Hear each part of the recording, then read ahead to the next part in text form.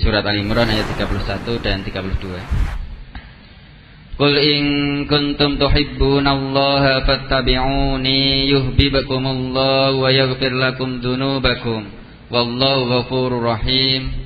Qul atii'ullaha war rasul fa in tawallaw fa innallaha la yuhibbul kafirin. Katakanlah, jika kamu benar-benar mencintai Allah, ikutilah aku. Niscaya Allah mengasihi dan mengampuni dosa-dosamu. Allah Maha Pengampun lagi Maha Penyayang. Katakanlah, taatilah Allah dan Rasul-Nya. Jika kamu berpaling, maka sesungguhnya Allah tidak menyukai orang-orang kafir.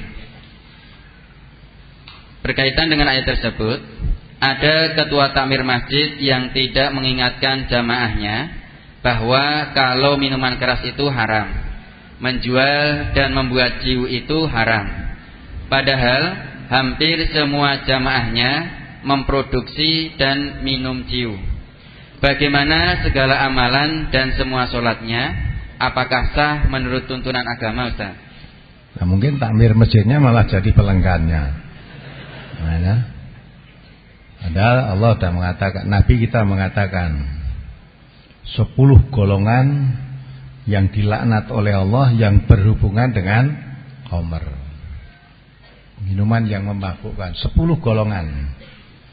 Dari yang memproduksi sampai yang meminum. Karena saya memproduksinya, ya, kemudian saya edarkan, orang yang menawarkan, orang yang mengantarkan dari produksi tadi ke penjual, orang yang dari penjual tadi sampai yang meminum, orang yang memakan harganya, semuanya dilaknat oleh Allah. Ya, jadi walaupun dia jadi takmir masjid, mungkin katanya ya wong salat tok. Banyak orang Islam itu yang mengertinya hanya, ya, seolah-olah kewajiban umat Islam itu hanya salat dan puasa Ramadan. Jadi pokoknya salat 5 waktu, nanti Ramadan puasa, sudah. Seolah-olah tidak perlu mempelajari Al-Quran, itu gak perlu. Banyak orang mempelajari Al-Quran hanya belajar apa? Membaca. Jenenge ngaji itu membaca. Itu aja lah. Anggere iso maca Quran, wah apa meneh perlombaan menang. Ikut musabaqah, wah dapat hadiah. Qiraat terbaik atau qari terbaik, ini ibadah haji tanpa bayar, bangga. Walaupun enggak ngerti apa-apa. Nah, maka Quran diturunkan oleh Allah itu bukan untuk bangga-banggaan dapat hadiah, ya toh? Tapi kitabun anzalnahu ilaika mubarakul liyadabbaru ayatihi waliyatadzakkara ulul albab. Orang yang punya akal dia dapat pelajaran. Jadi Quran itu diturunkan oleh Allah penuh berkah. Penuh berkah. Supaya dipelajari dengan sungguh-sungguh tiap-tiap ayatnya. Bukan dibaca saja, dipelajari, dipahami. Ya, seperti tadi tidak mempelajari, mungkin membaca Quran dah khatam. Pernah nanggori juga ayat yang berbunyi innamal khamru wal maisiru wal ansabu wal azlamu rijsun min amali syaiton fastanibuhu la'allakum tuflihun. Mungkin sudah dibaca juga itu. Tapi karena tidak mengerti, ya sekedar baca saja, bacanya baik, fasih, tidak ngerti maksudnya. Walaupun itu yang dibaca tadi menerangkan innamal khamru, sesungguhnya khamr, wal maisiru, berjudi, innamal khamru wal maisiru wal ansabu, menyembelih untuk sesaji, itu berhala, untuk sajian-sajian itu loh. Ya, innamal khamru wal maisiru wal ansabu wal azlam, mengundi nasib dengan anak panah. Ya, itu semua dikatakan oleh Quran itu rijsun min amali syaiton fajtanibuhu la'alakum tuflihun.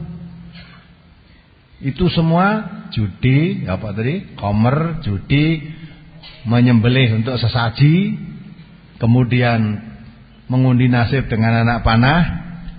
Itu semua perbuatan setan supaya dijauhi, supaya kamu beruntung. Ya. Walaupun ayat itu dibaca, itu perbuatan setan, tapi masih dilakukan. Bar khutbah nang masjid, Ya toh, khutbah mulai ngedarkan ciu. Nah, piye to iki? Lah jare khutbahmu mau muni ittaqullaha haqqa tuqatih. Takwalah kamu kepada Allah dengan takwa yang sebenar-benarnya. Nah, takwa itu hanya melaksanakan perintah Allah, menjauhi larangan Allah. Sedang minum khamr tadi, termasuk ciu tadi, itu larangan Allah. Nah, kenapa kamu tadi di atas mimbar jauhi larangan Allah, lah kok turun dari mimbar malah ngedarkan ciu larangan Allah, itu gimana? Ya kan, kontradiksi itu. Nah, maka dilaknat oleh Allah itu. Dan itu diakui. Menjual malah terang-terangan kan. Nah, itu semuanya itu bagaimana terus ya? Maka kalau tidak mau ngaji, walaupun hafal Quran ora gelem memahami artinya, tidak memahami maksudnya, ya tidak paham. Tidak akan paham. Jadi saya terangkan di dalam hadis-hadis yang sudah kita keluarkan tahun 2008. Banyak orang yang mau mati dibacakan surat Yasin gitu kan. Padahal dalam Yasin ini ada kalimat bunyinya liyung dira mangkana hayyan. Quran itu untuk peringatan bagi orang yang hidup. Lah kok malah untuk orang mati? Karena tidak ngerti. Yang dibaca itu tidak ngerti artinya, enggak ngerti maksudnya.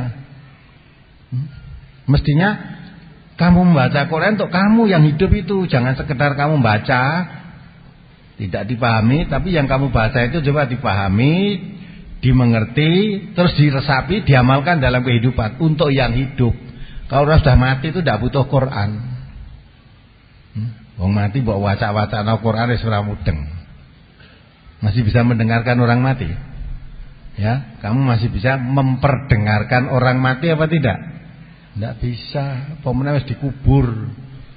Mbok urung dikubur, belum dikubur aja masih di situ, kamu bengok-bengoki bacake Quran enggak dengar ya.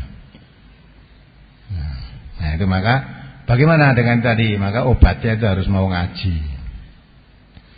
Kalau tidak mau ngaji, ya, tampaknya sholatnya sungguh-sungguh, tapi maksiatnya ajek, sholat dilaknat oleh Allah. Itu berarti sholatnya tidak berfungsi. Lawang sholat untuk melakukan perbuatan setan itu gimana? Padahal Allah mengatakan, ya, wala tattabi'u khutuwati syaiton innahu lakum aduwwum mubin. Kamu jangan ikuti langkah-langkah setan. Setan itu musuhmu yang nyata. Lah kok malah dikompromi dengan setan. Nah, jadi kalau kita minum khamr, mabuk itu ya, berjudi, mengundi nasib dengan anak panah, atau menyembelih sesaji untuk sesaji, itu berarti bersekutu dengan setan. Karena itu perbuatan setan. Judi perbuatan setan, minum khamr perbuatan setan, menyembelih untuk sesaji perbuatan setan, mengundi nasib dengan anak panah itu perbuatan setan. Orang Islam yang sesaji banyak enggak? Orang Islam yang sesaji ada apa enggak? Nah, itu berarti menyetujui dengan setan. Wong itu perbuatan setan. Orang Islam yang judi. Jadi yang pendengar tadi, saya masih di rumah tadi, dari Boyolali katanya, untung dia punya istri sabar. Ya. Dengan kesabarannya wis judi apa tindake wis ngapusi ya ta. Tadi lho saya ngomong dhewe lho aku mau ngirokke ngapusi bojone. Kerjanya cuma jualan some apa tadi? Duitnya diumpetke nggo main. Wis ngomah kurang apa serang gagas, sing penting aku iso main. Nah, untung belum mati sudah dapat hidayah. Melalui radio dapat hidayah. Waktu bersyukur, itu kebahagiaan yang besar. Nah, setelah hidayah masuk, jangan terkencang lagi. Rabbana la tuzigh qulubana. Ya Allah, jangan kau kencangkan hati kami. Ba'da idh hadaitana, setelah hidayah itu masuk dalam hati kami, jangan kamu kencongkan, berbelok lagi. Kita harus selalu banyak berdoa, merenung berapa banyak dosanya.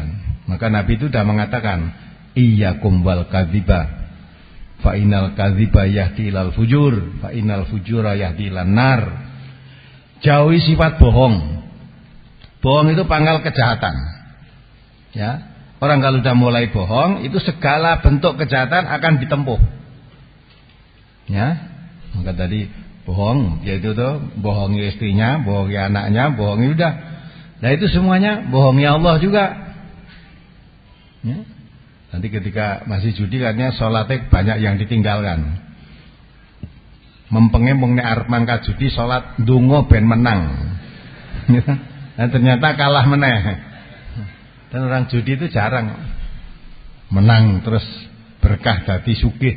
Jarang wong menang judi atau wong judi walaupun kerep menang dadi sugih itu jarang. Umumnya orang main judi mesti dadi melarat. Ya, setannya menghasung. Ora kapok-kapok. Nah, itu alhamdulillah dapat hidayah. Dengar radio dapat hidayah.